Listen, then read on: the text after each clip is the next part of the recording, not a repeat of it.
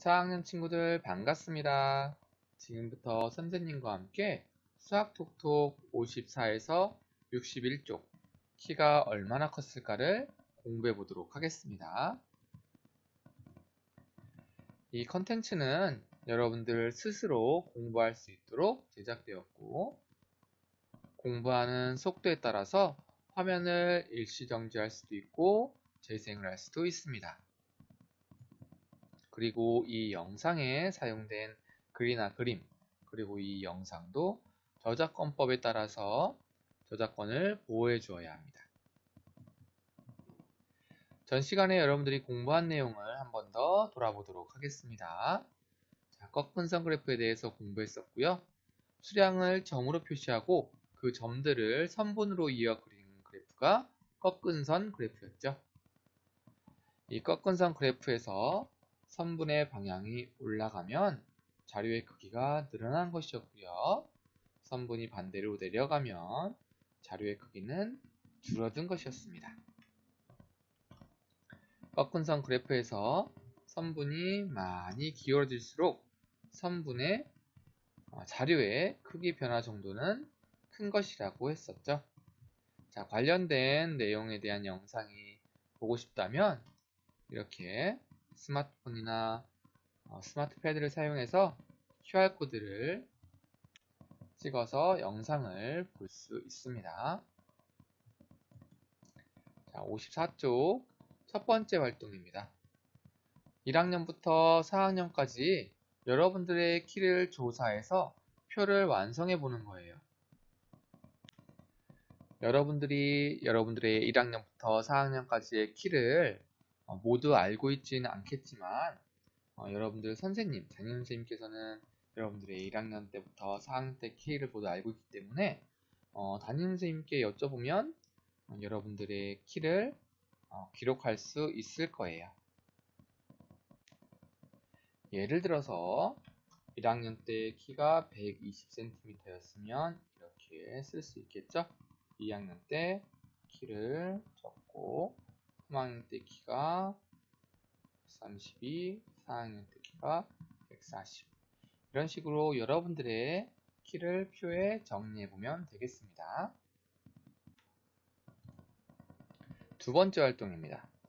학년별 여러분들의 키를 꺾은 선 그래프로 나타내는 방법을 알아봅시다.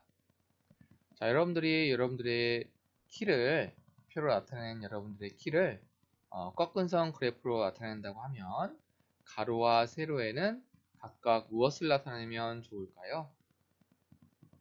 선생님은 가로에 학년을 나타내면 좋을 것 같고요.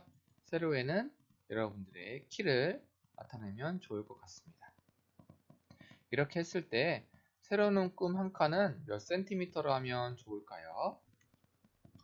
그래프에서 세로 눈금 한 칸을 몇 센티미터로 하면 좋을까요?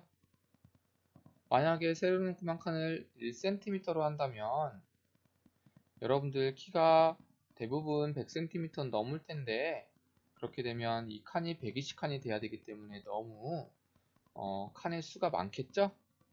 자, 세로 눈금 한 칸은 몇 cm로 하면 좋을까요? 선생님은 세로 눈금 한 칸이 10cm씩으로 하면 좋을 것 같아요. 자, 그러면 이렇게 해서 꺾은 선 그래프를 그려보도록 하겠습니다. 수학톡톡 55쪽입니다. 자, 꺾은 선 그래프를 완성을 해볼 건데요. 우선 여기 보이는 기역과 니은과 디귿에 들어갈 내용이 있어요. 각각 어떤 걸 써야 될까 보겠습니다.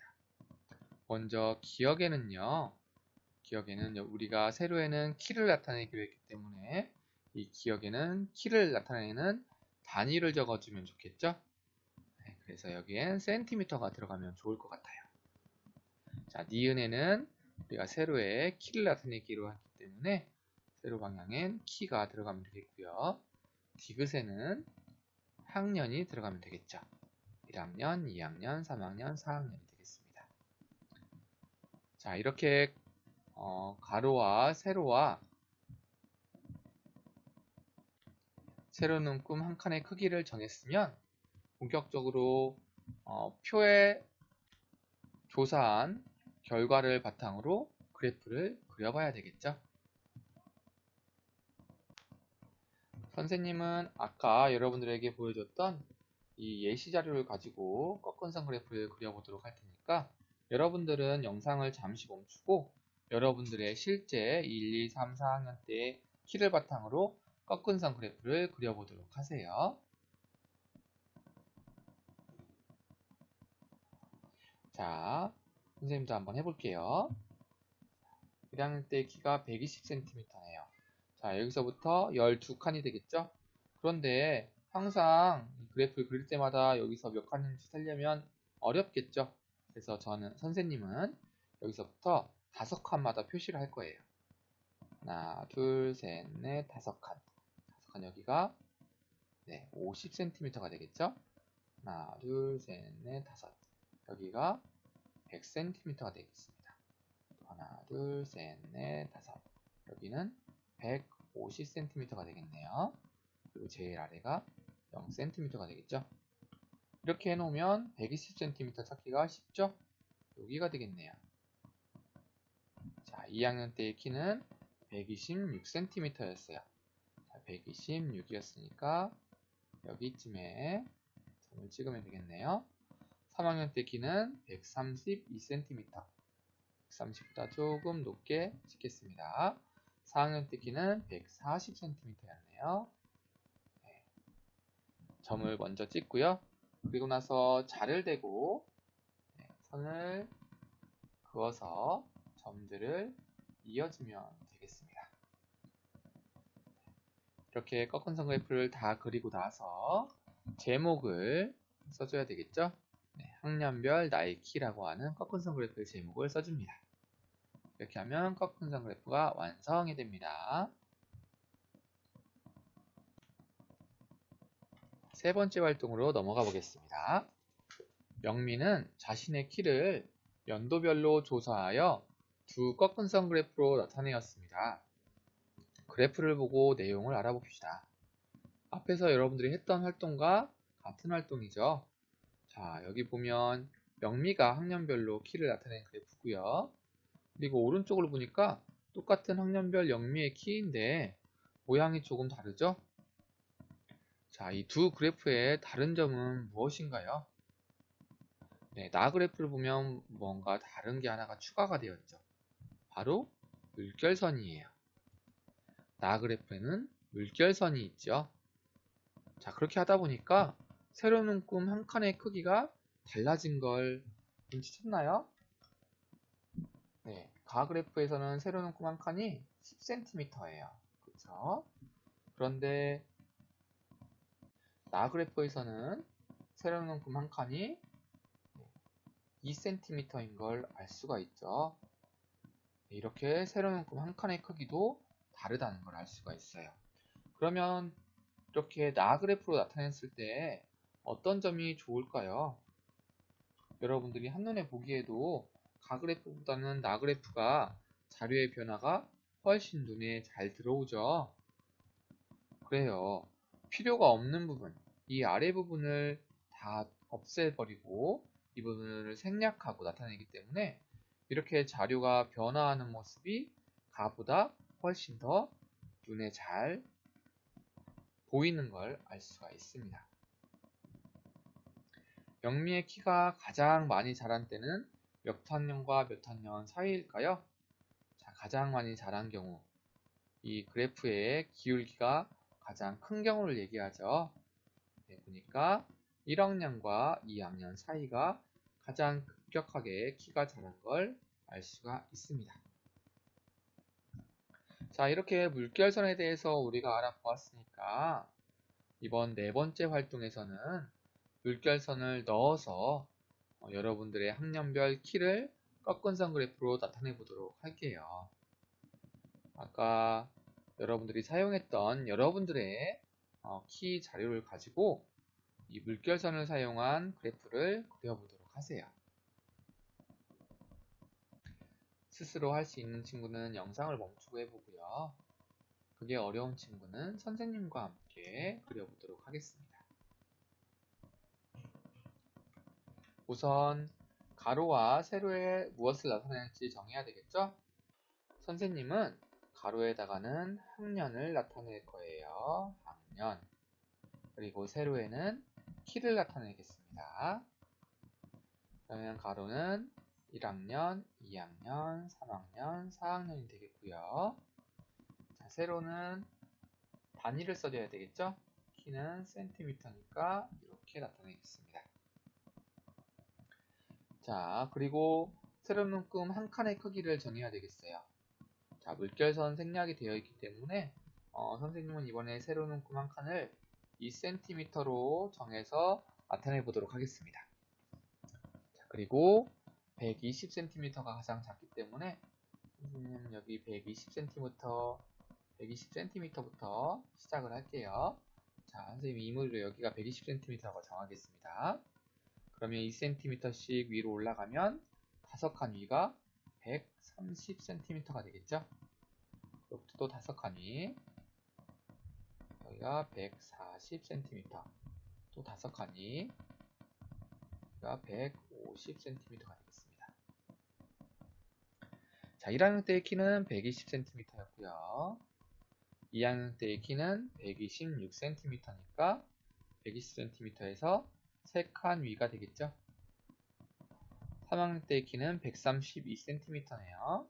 130cm에서 한 칸을 더 올리면 132cm가 됩니다. 4학년 때의 키는 140cm.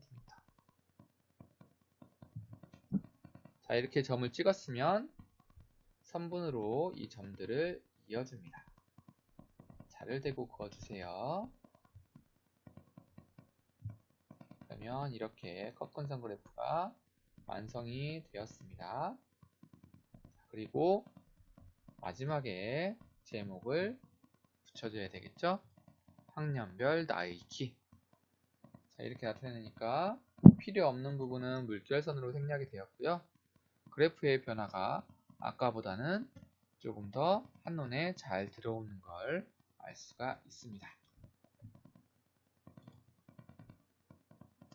자, 물결선을 넣은 꺾은선 그래프를 보고서 5학년 때의 키를 한번 예상을 해보도록 하겠습니다. 자, 5학년이면 아마 여기가 될 것 같고요. 여러분들 그래프에서도 한번 여러분들의 5학년 키를 예상해 보세요.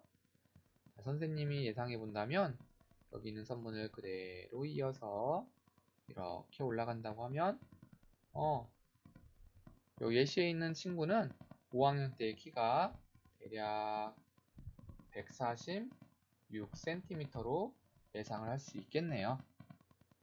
또는 148cm로 예상을 할 수도 있을 것 같아요. 이건 예상이기 때문에 틀릴 수도 있겠죠. 여러분들이 예상한 키를 적으면 되겠습니다. 그럼 이번 시간에 여러분들과 함께 학습한 내용을 정리해 보도록 하겠습니다. 이번 시간에 여러분들은 꺾은선 그래프 그리는 방법을 선생님과 함께 공부했습니다. 우선 가로와 세로 중에서 어느 쪽에다가 조사한 수를 나타낼 것인가를 정해야 되겠죠. 두 번째로 눈금 한 칸의 크기를 정합니다. 세 번째로 가로 눈금과 세로 눈금이 만나는 자리에 점을 찍습니다. 그리고 나서 점들을 선분으로 잇죠. 마지막으로 꺾은선 그래프에 알맞은 제목을 붙이면 꺾은선 그래프가 완성이 됩니다. 꺾은선 그래프를 그리는 방법을 영상으로 한 번 더 공부해 보고 싶은 친구는 이 QR코드를 따라서 영상을 확인해 보도록 하세요. 58쪽부터는 도전활동입니다. 우리 지역의 정보를 한눈에 해서 국가통계포털이라는 사이트를 사용해서 우리가 살고 있는 지역을 조사해서 그 조사한 결과를 그래프로 나타내는 활동이에요. 자, 그럼 선생님과 함께 활동을 해보도록 할까요? 우선 인터넷을 켭니다. 그리고 주소창에 국가통계포털이라고 검색을 합니다. 들어가 볼게요. 자, 국가통계 포털에서 여기 위에 보시면 이 지방지표 통계표라는 탭이 있어요. 여기를 누를게요.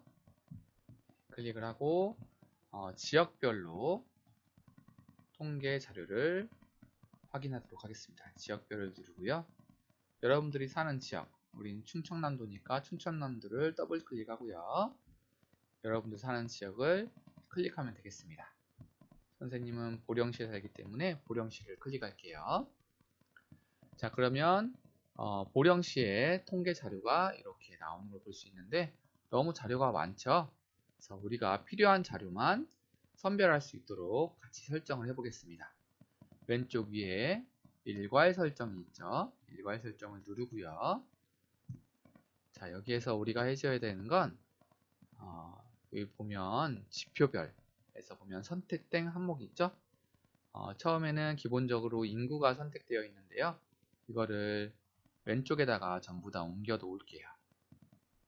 그리고 우리가 선생님과 여러분들이 조사하고 싶은 지표를 하나 선택을 해주세요. 선생님은 이것들 중에서 화재 발생 건수를 한번 조사해 보고 싶어요. 연도별로 화재가 많이 증가하고 있는지 아니면 감소하고 있는지. 자, 이걸 조사하고 싶으면 선택한 상태에서 화살표 버튼 추가를 해줍니다.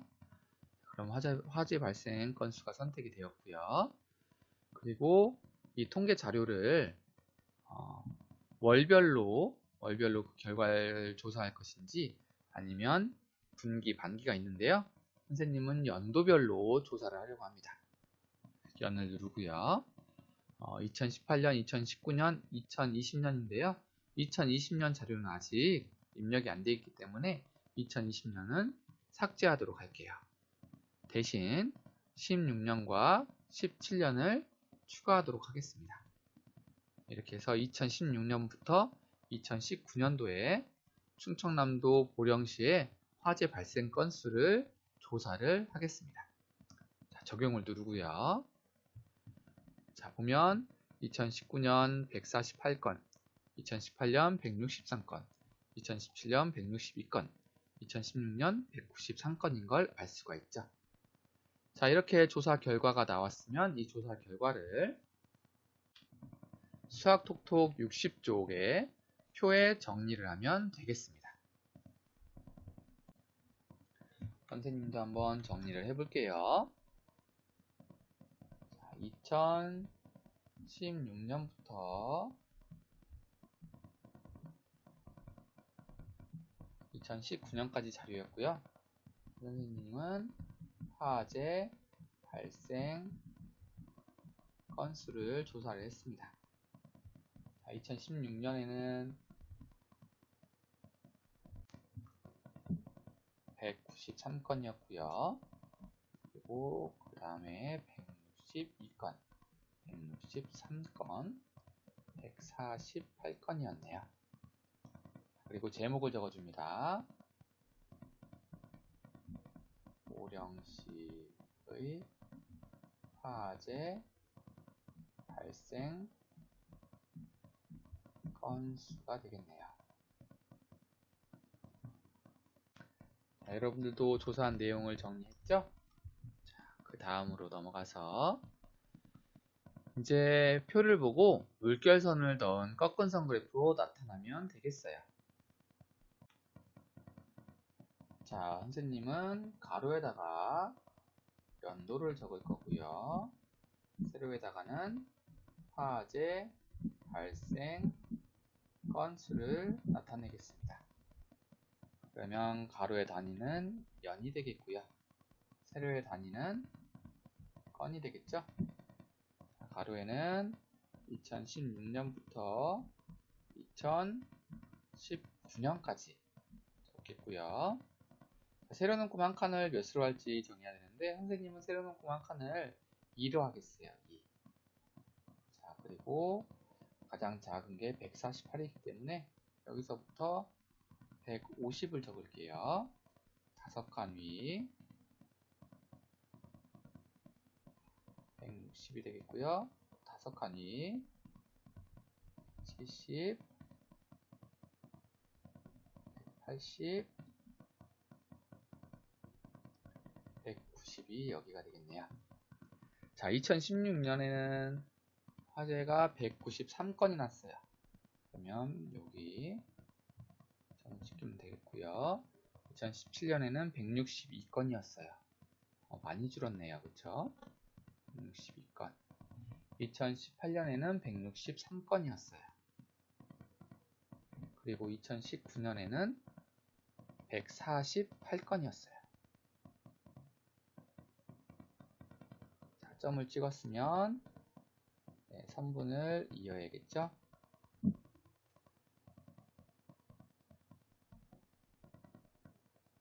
이렇게 선을 이어서 점을 이어보았습니다. 마지막으로 제목을 넣어줍니다. 보령시의 화재 발생 건수가 되겠죠. 이렇게 그래프로 그려보고 나니까 그동안 보령시의 화재 발생 건수가 현저하게 줄어들고 있는 걸 한눈에 알아볼 수가 있네요. 자, 물결선을 넣은 꺾은선 그래프를 보고 알 수 있는 내용들 여러분들 각자가 적어 넣으면 되겠습니다. 자, 이번 시간에 여러분들과 공부한 내용을 정리해 보도록 하겠습니다. 우리는 이번 시간에 자료를 직접 조사해서 꺾은선 그래프로 나타내 보았습니다. 자료를 조사할 때에는 조사할 내용과 조사 항목, 조사 방법, 조사 대상, 조사 시기 등을 정해서 조사를 시작해야 되겠고요. 조사 방법에 따라서 자료를 수집하고 분류해야 되겠습니다. 그리고 수집한 자료를 표로 나타내고 표를 보고 마지막에 꺾은선 그래프로 나타내면 되겠죠. 이 꺾은선 그래프를 보고 해석하는 방법과 관련된 영상은 QR코드와 연계된 영상을 참고하면 되겠습니다. 이번 시간에도 열심히 공부한 여러분, 선생님이 칭찬합니다.